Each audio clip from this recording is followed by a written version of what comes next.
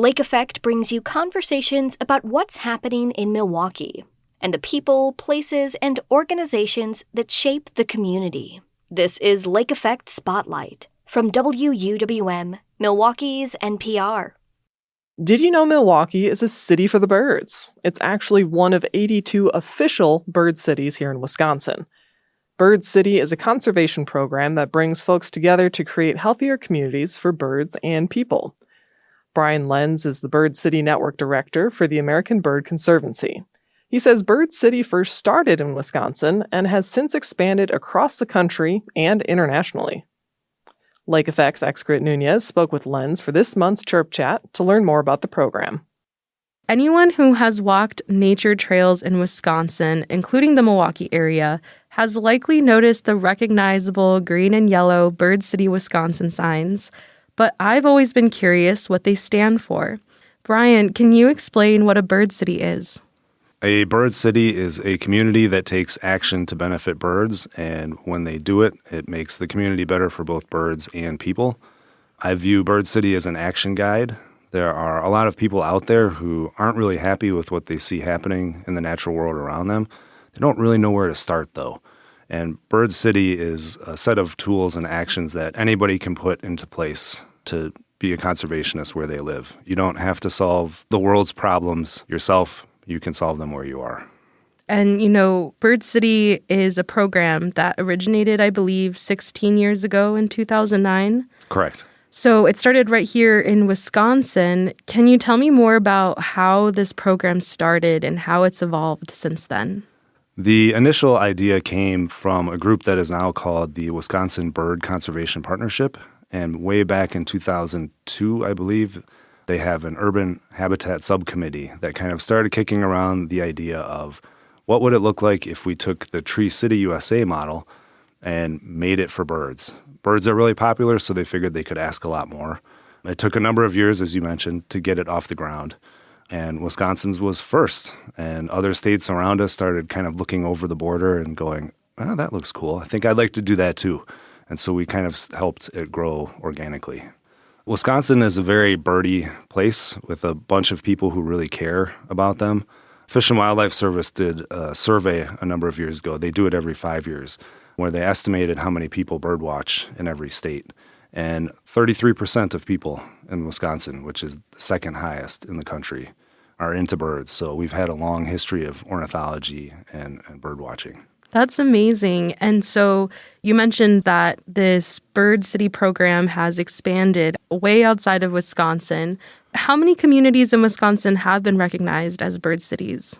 It ebbs and flows over the years. Right now, I believe we are at 82 that are currently active. When I joined American Bird Conservancy in 2018, I had two missions. One was to work on glass collisions, which kill 1 billion birds a year and is something that Bird City communities work on. And the second was to take Bird City and grow it. So we have our program coordinator, Joanna Eccles, who is in charge of taking the Bird City idea and seeing if we can get every state to have their own Bird City program. We do this whole thing with our partner, Environment for the Americas, which is the home of World Migratory Bird Day, another thing Bird City communities do. And they lead the international effort. So I believe we are up to 10 U.S. states at the moment, and Colombia, Brazil, Mexico, with Caribbean and Panama coming soon. Wow. I think that's absolutely incredible, and it seems like a lot of partnership work to get that done. Partners really drive the whole thing from the top to the bottom. So in communities, we are trying to foster people talking to each other. It's hard to document, but we see it in practice and happening all the time. The goal with the community application is that the librarian can work with the teacher who can work with the bird club and the garden club who talks to the forester, and then they go get the elected officials to pass a resolution, and they all work on these things together. And while it seems like all of these folks would know each other, they often don't. And so we really can see a pretty strong growth of what happens just by getting the conversation started. That's a really great way to put it. So walk me through some of the steps it takes to become recognized as a Bird City community. Well, the first thing you have to do is know about it and know that you can do it and that it is for you, no matter who you are. And then we would say, check out the website, which is birdcitywisconsin.org. And on there, it will give you that list of actions that we ask communities to take. And it is not a bunch of requirements. There are actions in habitat, reducing threats to birds, education, and sustainability. And then within those 4 categories, there are a lot of options, and you pick the ones that are right for you. When you open up the action list, it might seem like, holy cow, there are a lot of actions on here. But the goal is to meet people where they are and to have there be next steps for everybody to take. So when you kind of started to feel it out, you can reach out. There's a Contact Us button on the website, and that will take you to Bird City's director, Kelsey Bell. The Bird City, Wisconsin program is currently housed at Lake Michigan Bird Observatory, so that's one of their pillar programs, and they're doing a great job with it. So Kelsey will be very, very happy to hear from you. And what are some of the benefits that come with becoming a bird city? There are quite a few. One of them is just straight community pride. Everybody wants to be proud of the place they live. So the street signs and the recognition, and we give you a website and flags and plaques, and you're now on a website that is hemisphere-wide. And so you're on the map if you're a bird city. We've added a tourism platform too, so you can put in where to go birding and where to stay and other attractions, and then you're on that map. Birders spend money, birders travel, so there are quite a few reasons to do it. In addition, it's good for birds, and anything that's good for birds is good for people. There's study after study that shows, positive mental health benefits of green space. Even in winter when the trees have no leaves, it's still good for you. And bird song, same thing, a lot of mental benefits. Property values are higher where there are more birds and where things are greener. There's a lot of reasons to become a bird city. I'm wondering, what are some examples of projects that have come out of Bird City, Wisconsin that you're particularly proud of or that you share with other cities as an example to look at? There are a number of things. One of the few requirements that we have is that every community hosts a World Migratory Bird Day event. And that is a program of the ABC partner, Environment for the Americas. And it is an annual conservation education event where they have a different theme, and Bird City's doing this in different ways. Some host a bird walk, some will set up at a festival, some will have a speaker. But it's all things that wouldn't happen without this. And every single year we have, at the moment, 82 of those. And so that makes a really big impact when you add those up. The city of Madison passed the state's first bird-friendly building ordinance, which was great. Madison is a great bird city. They're working with the campus too, UW-Madison, on a lot of different collisions activities. One of the other things is 1 billion birds a year die after hitting windows in the U.S., and so you can build new buildings so it doesn't happen. But even if you gave me every single new building and said, Brian, we'll build this exactly as you want, we still kill 1 billion birds a year until we've changed all of the glass. And so you go around and monitor to figure out what the worst places are so that you can then try and get the worst windows addressed. And so the Urban Ecology Center is part of a team working on that in Milwaukee to try and identify the worst spots so we can ask to have them fixed. And that's something people can be a part of. Everybody can do that, yep. And home windows actually are just under half of the problem. So a big building somewhere might kill a lot of birds every year, while your home might kill 2, 5, 10 a year. But with the number of homes there are, that 2 or 5 or 10 a year adds up to a lot. So everybody out there can treat a picture window, their sliding patio doors. If you've heard a thud, you need to fix that window. And there are a lot of products out there to do that. Absolutely. And like you mentioned, you work with the American Bird Conservancy and glass collision prevention in Wisconsin. Can you tell me a little bit about the work that Milwaukee has done, like the Pfizer Forum? Yeah, that is actually a pretty good marriage of everything we have just talked about. I was the director of Bird City, Wisconsin from 2014 to 2018. And I heard the Bucks were going to build a new arena. And I saw what happened over the border in Minnesota where they didn't build a bird-friendly Viking stadium. Let's not make the same mistake here. And so I actually was able to advocate for it using all of the bird cities to write a letter and saying, bird conservation is really an important issue in Wisconsin. Look how many communities we have, including Milwaukee and at the time Milwaukee County as bird cities, all of the surrounding areas. I said, 33% of people hear bird, which means 33% of the people at a minimum walking through the doors of Pfizer Forum when it opens are going to care. You guys have to do this. And they said, sure. So Bird City really proved to be, as a whole, a pretty powerful advocacy tool. Absolutely. That is so powerful. And also, you mentioned earlier, too, the Madison Ordinance for bird-friendly glass. Can you talk a little bit about that?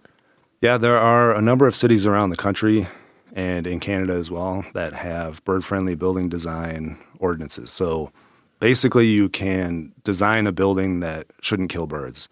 How you use glass, how you cover the glass up, and then adding small patterns that people don't usually notice to the glass that you do use. It will make birds not fly into those windows. A lot of the work ABC has done and that others in the collision space do is one building at a time. You know, Fiserv Forum was great, but I spent 3 years working on Fiserv Forum with the team and the building managers, and they were all terrific, but we got one building out of it at the end. It was definitely worth it, but one building at a time isn't enough to save 1 billion birds. So you need something bigger, and Madison took that step and adopted a bird-friendly building design ordinance where you write a set of rules, you write the menu, you provide the ingredients, and then the developers and architects design to the law. Well, reflecting on everything that we've talked about so far, what do you think has made Bird City, Wisconsin work so well and stand as this model program for other cities and other states? I think a lot really comes back to everybody wanting to make the place where they live better. And there not really being a whole lot of clear steps out there for you to do that. Bird City, when you discover it, is empowering. It's something where you see how you fit in, you see the reasonable things you can do, and you know you'll make a difference if you do them. So I think when you boil it all down, that has been a really big reason for its success. Well, for people who might be interested in getting involved with this program, or having their community earn Bird City status, how can they do that? The best thing would be to go to the website, which is birdcitywisconsin.org, and click that big blue Contact Us button in the upper right corner. Not long after you send that email, Bird City, Wisconsin's director, Kelsey Bell, will write you back, very excited to be hearing from you. I can attest to that. Well, Bryan, before we wrap up, at the end of every Chirp Chat, I love for guests to shine a spotlight on a bird for the month. So not to put you on the spot, what's a bird you'd like to highlight this month? That is a great question. I have a very small yard, and so I'll use the last bird I added to my yard list, which is also one of my favorites for the state, which is the red-headed woodpecker. It has a super bright red head, a complete red head. There are people who confuse red-headed woodpecker with a couple other birds, and then once you've seen it, there's no confusing it with the other ones. And then pretty striking black and white contrast for the rest of its body. That is a bird that is getting less common every year and has really been declining in the state. And it's one of the most striking birds that I think we have. Well, is there anything else you'd like to add that maybe I didn't go over in our interview? You know, there's habitat sustainability, threats to birds, and education. And within those, there are a lot of different kinds of actions people can do. We talked about collisions a little bit. One of the things where we are trying to make some progress that is very, very challenging is with the issue of outdoor cats. Outdoor cats kill 2.4 billion birds a year in the U.S. and 12 billion mammals. It's kind of a two-pronged problem. There are fully outdoor cats that people feed and take care of. And then there is the letting your cat out to just go outside and hunt. It is a difficult issue to work on because so many people feel pretty strongly about letting their cat out. So we're still trying to figure out the right answer to that. But our Bird City communities are interested in this issue and are working with us to try and figure out how we better address it. One of the other things is native plants. Most communities have somebody who manages their trees, their habitat, their parks, and there are small changes you can make to your standard practice that will increase the benefits of your plant community for wildlife. Bryan, thanks so much for chatting with me today. I really enjoyed this conversation and learning more about the story behind the Bird City, Wisconsin signs. Thank you very much.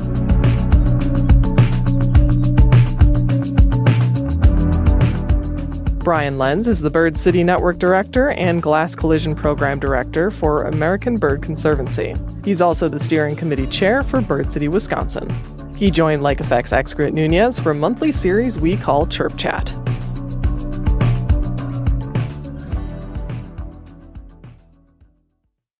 You can find more interviews like this one by visiting wuwm.com/lakeeffect.